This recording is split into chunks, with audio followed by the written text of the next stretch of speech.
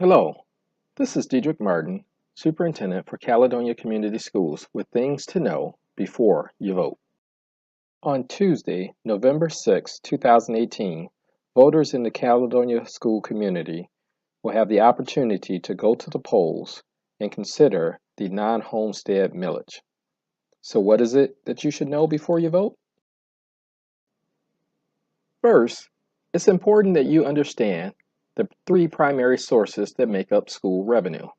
First is state revenue, second, local, and third, federal. And as you can see from this slide, the local revenue is comprised of homestead and non-homestead local taxes and make up about 30% of our revenue to support our school district. So what do we mean when we talk about non-homestead versus homestead? Simply put, homestead is the home that you live in.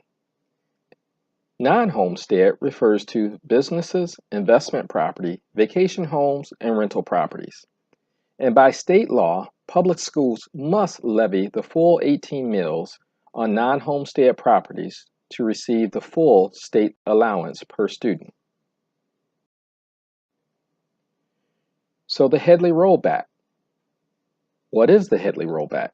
Simply put, Headlee Rollback is a provision that was passed in the mid-70s that states whenever the property values rise faster than the rate of inflation, an automatic rollback or reduction can occur. In our case for Caledonia, we have seen a 0.15 decrease in the non-homestead properties. This has created a savings of about $15 per $100,000 in property value for local businesses. But unfortunately, for schools, it created a hole of about $71,000, which is enough to fund one teacher or 4 custodial aides or support positions in our school community. When you look at this graphic here, you will see that the blue bars represent the mills levied. And this shows that in 2015, our community said yes to an operating millage of 18 mills, with the intention that this 18 mills would continue all the way through to 2020. Unfortunately, because of the Headlee rollback provision passed back in the 70s, we experienced a rollback that cost us about $14 per student, or $71,000 in total for this school year. If we do nothing, we will lose about $31 per student next year and then about $51 per student the year after that. When you look at this graphic as compared to the previous slide, you will notice that instead of the years 2019 and 2020 having an orange area that would represent an increase in lost revenue for the school districts, it has been filled in with a green bar. This green bar represents the request for an additional 1.5 mills. This additional 1.5 mills would allow the district to collect and levy the full 18 mills. It's important to note that regardless of how high that green bar is on the screen, the district is statutorily limited to collecting 18 mills. And this is the same rate of collection that the district has had in place since as far back as the 1994-95 school year.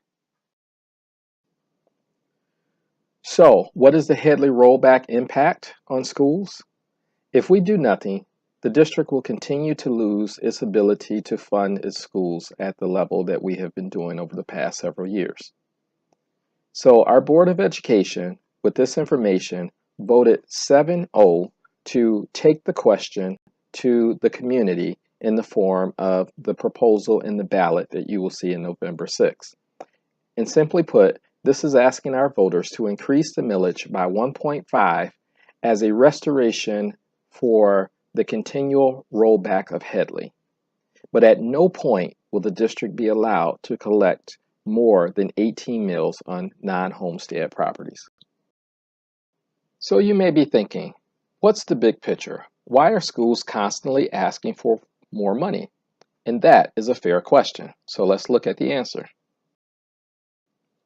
Historically speaking, schools in the state of Michigan have received an increase of about 18% over the past 15-year time frame. However, what people don't realize is about 70% of this increase has been spoken for the moment the district received it, in the form of increases to the public school retirement system that was required by the state, or other federal and state required programs that the district had to provide and pay for. Can you guess how much the rate of inflation was during the same 15-year period as compared to the 18% increase that schools received? One might be surprised to know that the buying power of school districts have decreased because during the same 15-year period that we received an 18% increase in funding, we also saw the rate of inflation increase by about 26%. Essentially, putting a situation where the buying powers of public schools have continued to decrease as time moved forward. Here's another example of the funding for Michigan since the passage of Proposal A back in the 1990s. You can see from this 24 years, the blue bar represents the funding for Caledonia Community Schools. In the 2012 school year, all schools, including Caledonia, received a cut of about $470 per pupil. When you look at the years after 2012 and you add up that figure, it's clear to see that we have yet to fully absorb or make up for the cut of $470 per pupil, and we are hovering around the per pupil allotment levels that the district received in the 2008-2009 school year. So in summary, what is it that you really need to know before you vote? One is that our ability to levy and collect local taxes make up 1/3 of the total revenue for our schools, and the Headlee rollback provision is a direct attack on our local school funding source. Two, this millage does not apply to your primary home. This does not apply to qualified agricultural property. And third, this will ask our local businesses and owners of investment property, vacation home, and rental property to continue to maintain the same rate of support that has been put in place and used since as far back as 1994 to support the school operations for Caledonia Community Schools. Thank you for taking the time to listen to this important message.